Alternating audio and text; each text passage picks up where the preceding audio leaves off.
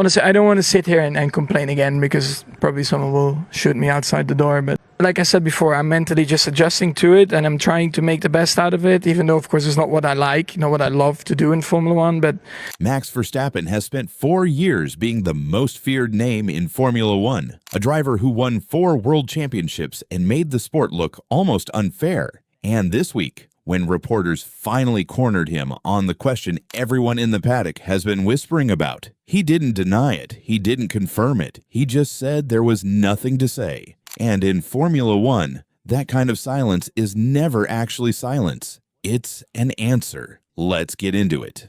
To understand why 4 simple words caused this much panic inside Red Bull, you have to understand what Verstappen actually built there. 4 consecutive world championships, 71 Grand Prix victories, a run of dominance so complete that by 2023, people had stopped comparing him to his rivals and started comparing him to the entire history of the sport. yeah, I can also sit at home and drive nothing, but that also doesn't do anything.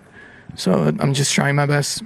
For years, Red Bull wasn't just a team with a great driver. It was a machine engineered around one specific human being. His instincts, his risk tolerance, his demands, and for a long stretch, that machine was untouchable, which is exactly why this moment feels so different from every previous round of Verstappen exit rumors. For months, the story around Verstappen and Red Bull's future was treated like background noise, another silly season rumor that shows up every summer and quietly disappears by September. But this time, the numbers stopped being speculation and became mathematical fact. Buried inside his Red Bull contract, which technically runs through 2028, is a performance-based exit clause, one that only activates if he falls outside the top 2 in the championship standings by the summer break, and after his crash at the British Grand Prix at Silverstone, where a rear-wing failure sent him spinning out of a likely podium for the second time in 8 days. Following an almost identical failure in Austria, that threshold became mathematically impossible to reach. He sits 7th in the standings.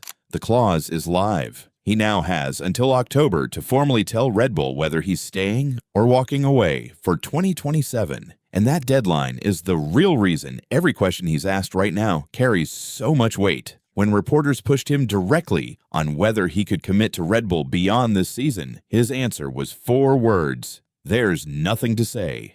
And when they pressed harder, hoping for something more revealing, he repeated the exact same sentence back to them, word for word. Read that again. A 4-time world champion asked a simple yes or no question about his own future, chose to say the same 4 words twice rather than give an actual answer. That is not what loyalty sounds like. That is what a man sounds like when the answer is already decided and he's simply not ready to say it out loud yet. And here's what makes this moment different from every previous round of Verstappen rumors. Red Bull tried to make the problem disappear with money, and it didn't work. Multiple reports out of Germany indicate the team's leadership offered to buy out his exit clause entirely, a payment reportedly worth millions, enough to lock him into the team through 2028, regardless of where the car finishes. He turned it down, not because the number wasn't big enough, but because, according to people close to him, a contract that guarantees money means nothing to him if it doesn't guarantee a car capable of winning. That single decision says more about where his head actually is than any quote in any press conference ever could. Even his own manager has stopped pretending everything is fine. Raymond Vermeulen, the man whose entire job is protecting Verstappen's image and his relationship with the team, has said publicly that Max wasn't born to race in the midfield. Think about what it means for a driver's own manager to say something like that out loud, mid-season, while his client is still wearing Red Bull's colors on a Sunday. That isn't a slip.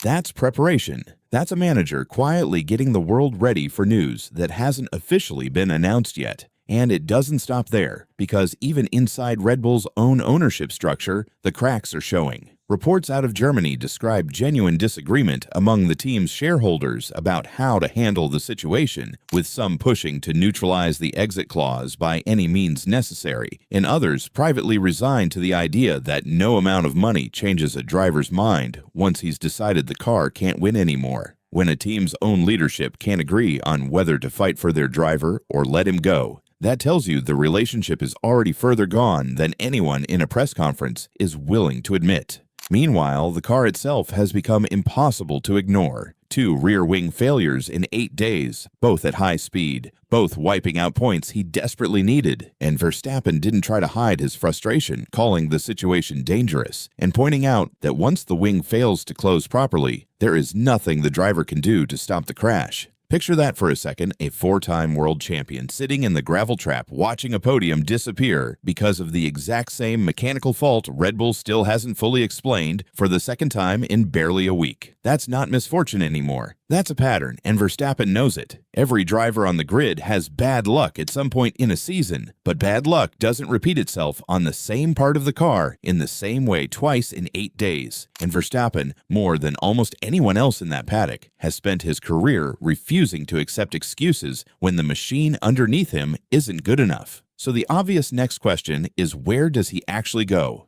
And this is where the paddock turns into a fog of leaks and denials. McLaren has become the name attached to almost every rumor, with sources describing negotiations in advanced stages, even as team principal Zak Brown publicly brushed the whole thing off with a joke about banana peels and accidents, which was funny, deflecting, and very noticeably not a denial. Other reporting has pushed back on the McLaren theory specifically, calling it wide of the mark, which tells you nobody outside a very small circle actually knows what's true right now. And that uncertainty is exactly why Verstappen is choosing his words so carefully. Mercedes, the other destination that's followed him through years of speculation, appears to have quietly shut its door, with Toto Wolff extending George Russell's contract and firmly backing his current lineup, which leaves a 4-time world champion in a position nobody expected him to be in, cornered by his own team's decline with fewer obvious landing spots than his talent should ever allow. Think about that for a moment. One of the greatest drivers of his generation, and the 2 most obvious destinations in the sport are either denying interest or quietly closing the door, which either means the rumors are genuinely overblown, or it means the real conversations are happening so far below the surface that even the paddock's best-connected reporters haven't caught up yet.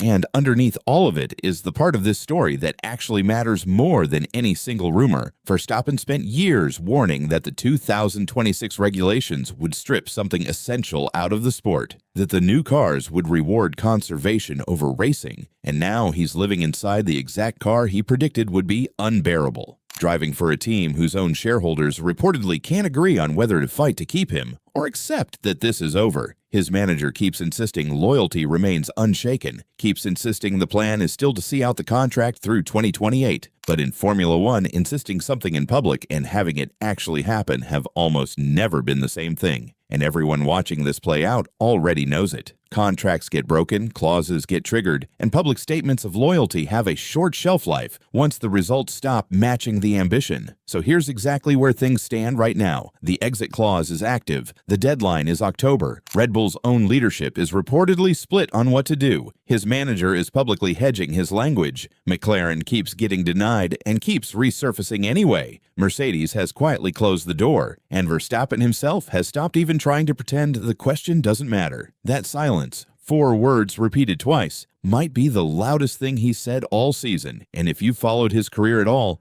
you know silence has never been an accident with him. It's always deliberate, always calculated, always exactly as much as he wants you to know, and not a word more. So what do you think actually happens between now and October? Does he stay and try to rebuild something out of a team that's clearly falling apart around him? Does he walk straight into a McLaren seat and blow the entire 2027 grid wide open? Does Mercedes reopen a door everyone assumes is closed, or does he do something nobody's even talking about yet? Tell me your prediction in the comments. I genuinely want to know what you think is coming. And if you don't want to miss the moment this finally becomes official, make sure you're subscribed so you're here when it drops.